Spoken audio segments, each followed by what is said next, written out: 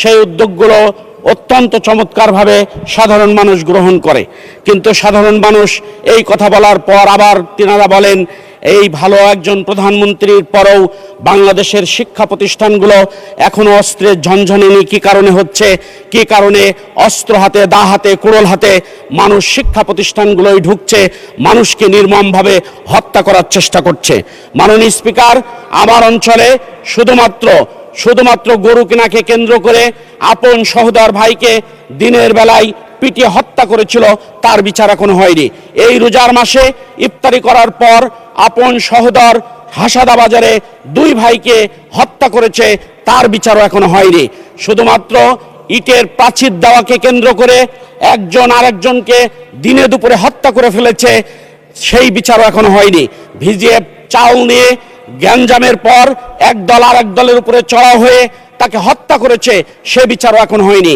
বাংলাদেশের নয়, আমার অঞ্চলের মানুষ বলেন বর্তমান স্বরাষ্ট্রমন্ত্রী অত্যন্ত চমৎকার, অত্যন্ত সুন্দর কথা বলেন, দাড়ি কমা সেমিকোলন দিয়ে কথা বলতে পারেন। এত স্মার্ট স্বরাষ্ট্রমন্ত্রী আমরা আর কোনোদিন পাইনি। কিন্তু আইন শৃঙ্খলা পরিস্থিতি তিনি নিয়ন্ত্রণ করতে পারছেন না কি কারণে, এই জাতি সেটা জানতে চাই। সম্মানিত মাননীয় স্পিকার, আমার অঞ্চলের মাদকের ভয়াবহতায় আমাদের সন্তানগুলো দিনের পর দিন নষ্ট হয়ে যাচ্ছে।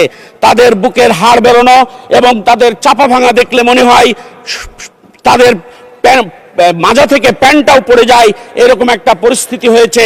এই অঞ্চলে একটা রিহাব সেন্টার তৈরির মাধ্যমে মাদক দ্রব্য নিয়ন্ত্রণের জন্য আমি আহ্বান করছি।